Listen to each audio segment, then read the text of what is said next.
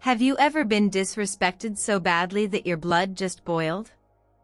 Like someone went too far, and you knew you couldn't just let it slide?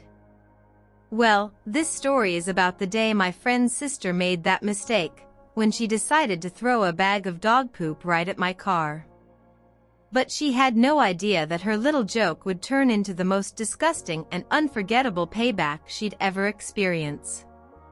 If you've ever had someone cross the line and thought they deserve payback, then hit that like button.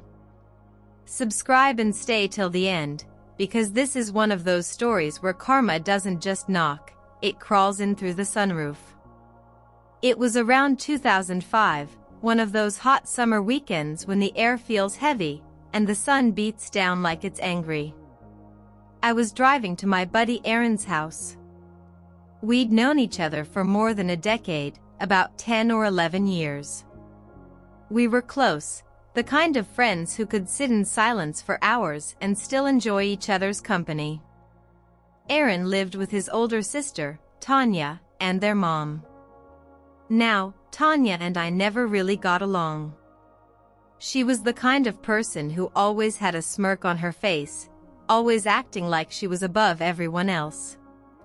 She was 27 at the time, still living at home, and honestly, she seemed to enjoy making other people uncomfortable, especially me.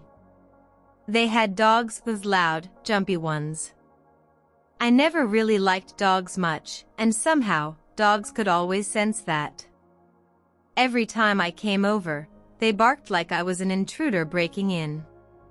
That day, as I pulled up to their driveway, I saw Tanya walking back home with her little Jack Russell Terrier.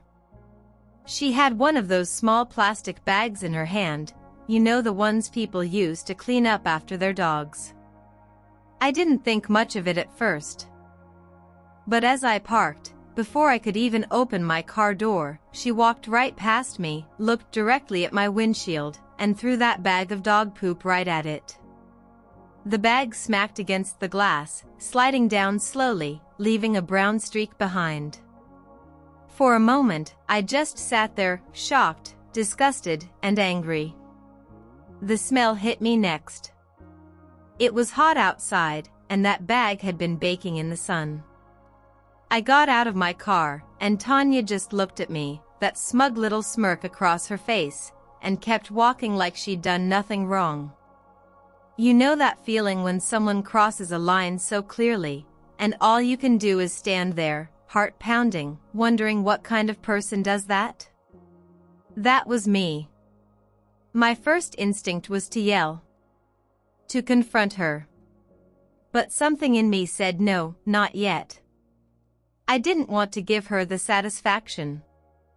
I picked up the bag carefully, holding it by the tied end, trying not to gag. I looked around for a trash can, but then my eyes stopped on something, Tanya's car. A shiny red Honda Prelude. You could tell she loved that thing. Always polished, always spotless. She parked it right in the sun, and I noticed something. The sunroof was cracked open, just slightly, to keep the car from overheating. And that's when it hit me. That quiet little voice inside my head whispered, "She wanted to play dirty? Let's play dirty."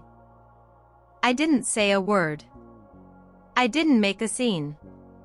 I just walked toward her car, heart pounding like a drum. The bag was warm in my hand. I looked around, no one was watching. I stood next to her car, leaned down slightly, and with the most satisfying precision, I dropped that same bag of dog poop right through the crack of her sunroof. It landed perfectly, right on the passenger seat. For a second, I couldn't believe I actually did it.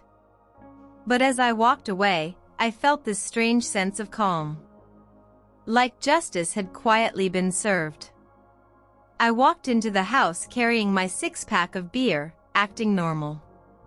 Tanya was inside, that same little smirk still plastered on her face. Maybe she thought she'd ruined my day. Maybe she was waiting for me to complain. I didn't give her the satisfaction. I just smiled politely, nodded, and went straight to hang out with Erin.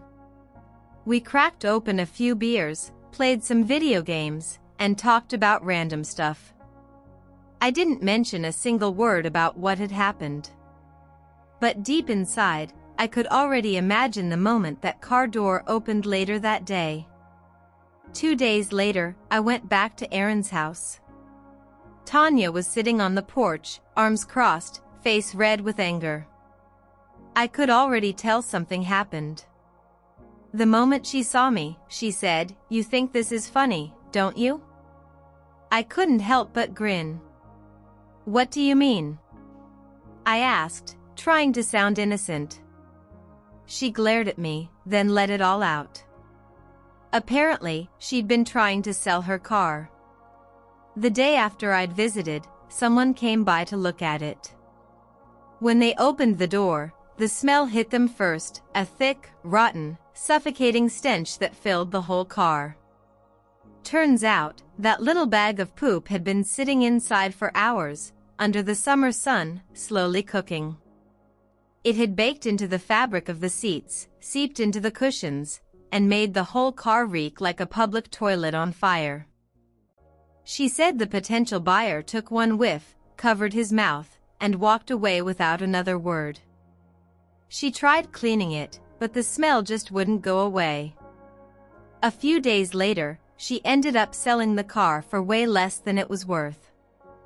And I just laughed. Right there, in her face. She never threw anything at my car again. Looking back, I realized something. Revenge doesn't always have to be loud. Sometimes, the best payback is silent, calm, and perfectly timed. I didn't yell, I didn't argue. I just gave her back exactly what she gave me, literally. And it worked. The satisfaction wasn't about destroying her car. It was about the balance, knowing that for once, she felt what it's like to be disrespected. Sometimes, karma doesn't need help. But when it does, it only takes one small action to make things right again.